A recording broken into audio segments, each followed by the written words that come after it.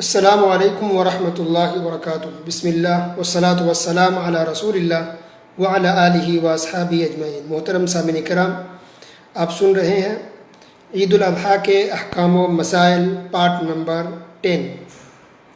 ये इस टॉपिक का आखिरी लास्ट पार्ट है। इसके बाद इंशाअल्लाह किसी दूसरे टॉपिक पर इंशाअल्लाह गुफ्तगू और बात होगी। ये आखिरी पार्ट है इस टॉपिक पर। पार्ट नंबर 9 में आपने सुना कि कुर्बानी का सिलसिला कैसे शुरू हुआ और किनके ज़माने से शुरू हुआ। तो ये शुरुआत हुई थी इसकी कुर्बानी की इब्राहिम अलैहिस्सलाम और उनके बेटे इस्माइल अलैहिस्सलाम से। ये इस्माइल अलैहिस्सलाम कौन है? इब्राहिम अलैहिस्सलाम के बेटे हैं और यूसुफ अलैहिस्सलाम के दादा इसहाक अलैहिस्सलाम के सगे भाई हैं। यूसुफ अलैहिस्सलाम के दादा याकूब अलैहिस्सलाम, बाप याकूब अलैहिस्सलाम है और दादा इसहाक अलैहिस्सलाम है। तो यूसुफ अलैहिस्सलाम के दादा इसहाक अलैहिस्सलाम के सगे भाई थे इस्माइल अलैहिस्सलाम। तो ये आपने जान लिया। इस पार्ट नंबर 10 में हम ये जानेंगे कि कुर्बानी को लेकर बहुत से लोग एतराज़ करते हैं, सवाल करते हैं कि मुसलमान बेज़बान जानवरों को ज़बह कर देते हैं, बेज़बान जानवरों पर रहम नहीं करते, उन्हें कत्ल करते हैं, उसे मार देते हैं। ऐसा नहीं होना चाहिए। और भी इस तरह के, इसी तरह से मुसलमान जब जानवर ज़बह करते हैं तो बहुत धीरे करते हैं, उनको तकलीफ़ पहुंचती है, जानवर को तकलीफ़ पहुंचाते हैं। इस तरह के एतराज़ होते हैं। तो आज के पार्ट में, इस पार्ट नंबर 10 में इसी का जवाब देंगे। तो जहाँ तक जानवर को धीरे धीरे ज़बह करने की बात है, तो धीरे धीरे ज़बह करना मतलब ये नहीं होता कि मुसलमान 10 मिनट तक तड़पा तड़पा के ज़बह करते रहते। नहीं, 1 मिनट लगता है मुश्किल से ज़बह करने में। तेज़ चाकू है और ज़बह किया जाता है जल्दी से और तेज़ी से और खून निकल जाता है। कोई 10 मिनट भी नहीं लगता है ज़बह करने में। और इसकी हिकमत यह है कि आराम से ज़बह करने की वजह से खून पूरा बाहर आ जाता है, गोश्त की सफाई हो जाती है। यह हिकमत है इसके अंदर। और इस पर जुल्म नहीं होता, जानवर को तकलीफ़ नहीं पहुंचती है। चाकू तेज़ किया जाता है। अल्लाह के रसूल ने हुक्म दिया कि चाकू को तेज़ करो ताकि जानवर को तकलीफ़ न पहुंचे। अल्लाह अकबर। ये ख्याल रखा है इस्लाम में। रही बात ये एतराज़ कि जानवरों को मार देते हैं आप लोग, जानवर पर जुल्म करते हैं, बेज़बान जानवर का कत्ल करते हैं आप लोग, तो इसका जवाब ये है कि कुर्बानी करने का हुक्म किसने दिया? किसी इंसान ने या अल्लाह ने? अल्लाह ने। तो कुर्बानी करने का हुक्म अल्लाह रब्बुल आलमीन ने दिया, भगवान ने दिया, ईश्वर ने दिया, गॉड ने दिया है, जो अल्लाह रब्बुल आलमीन है। और ये ईश्वर, ये रब सबका अलग अलग नहीं है, वो एक ही अल्लाह है, एक ही रब है, ये उसका हुक्म है। तो जिस रब ने हमको और जानवर को बनाया, हम सबको बनाया, वो ज्यादा जानता है या आप लोग ज्यादा जानते हैं? नंबर 1। नंबर 2 कि आज दुनिया में सारे लोग, मर्द और औरत, मास्क पहनकर घूम रहे हैं कोविड-19 की वजह से, कोरोना वायरस की वजह से। क्यों सारे लोग मास्क पहन के घूम रहे हैं? क्योंकि हुकूमत ने, गवर्नमेंट ने हुक्म दिया है और आपको लग रहा है कि हाँ इसी में हमारा भला है, इसलिए आप भी पहन रहे हैं। या कम से कम ये कि डर से पहनना, अगर नहीं पहनेंगे तो आपको मारा पीटा जाएगा, आप पर फाइन और जुर्माना लगा दिया जाएगा। राइट? ये 2 अहम वजह है।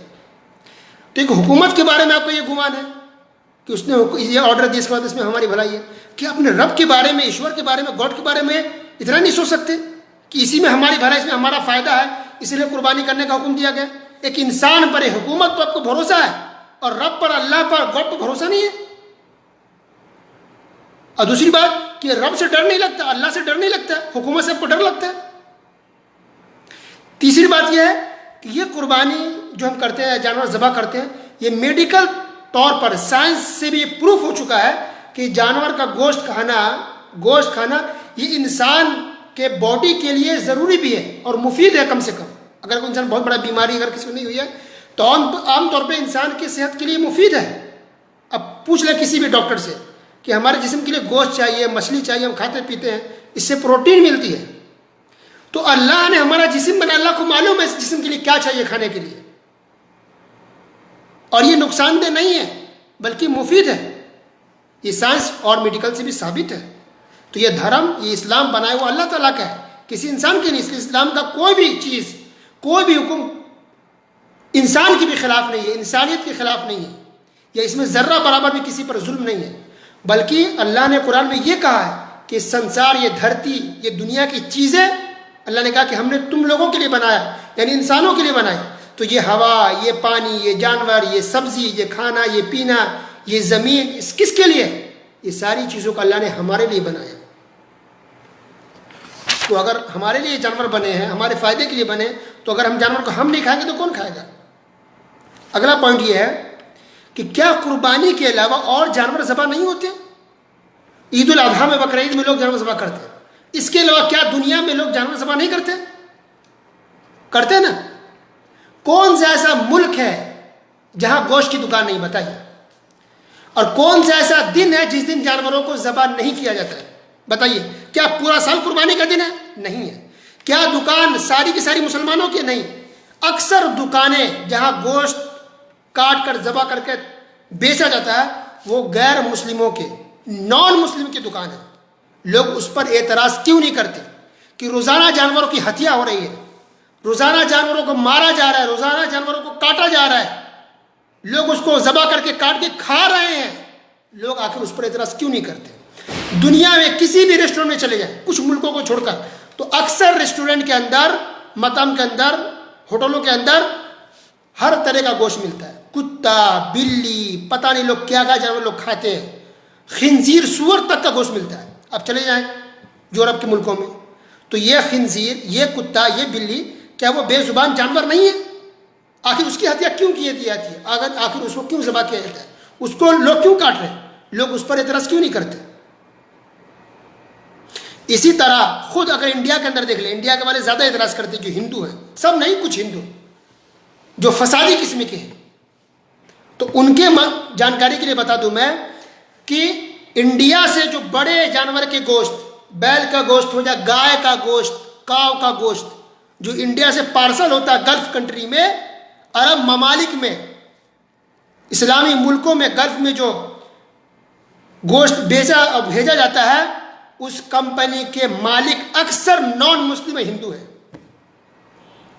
ये मैं ऑन रिकॉर्ड बोल रहा हूं, जाके आप चेक कर लें, गूगल में चेक कर लें, मालूमात कर लें, रिसर्च करें, तहकीक कर लें।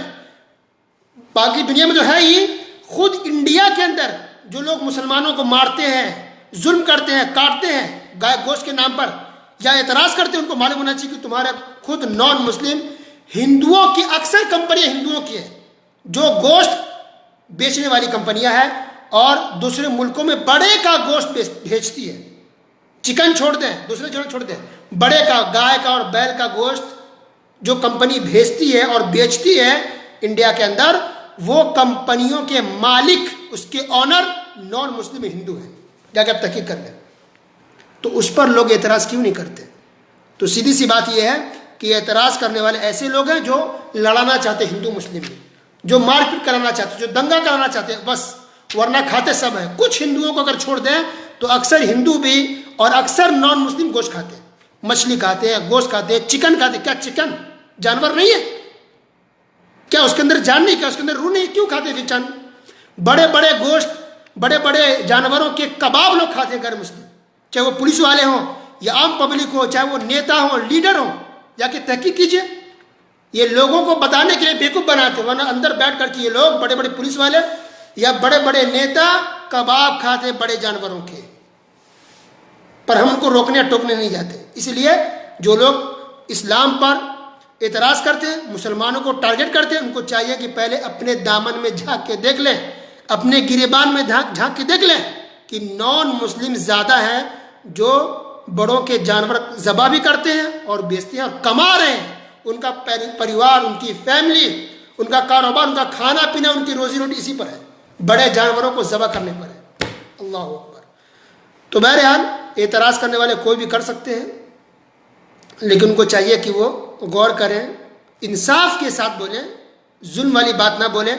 बल्कि बहुत सी हिंदू नॉन मुस्लिम ऐसे जो चूहा खाते, कैट, बिल्ली, कैट भी खाते हैं और रेड भी खाते हैं, चूहा भी खाते, बिल्ली भी खाते हैं।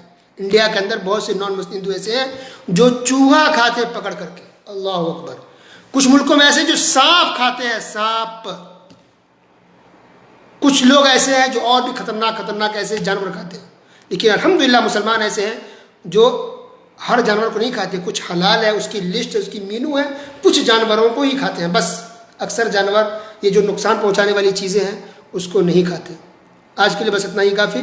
वसल्लल्लाहु अला नबीना मुहम्मद व अला आलिहि व सहबिहि अजमईन। वस्सलामु अलैकुम व रहमतुल्लाहि व बरकातुहू।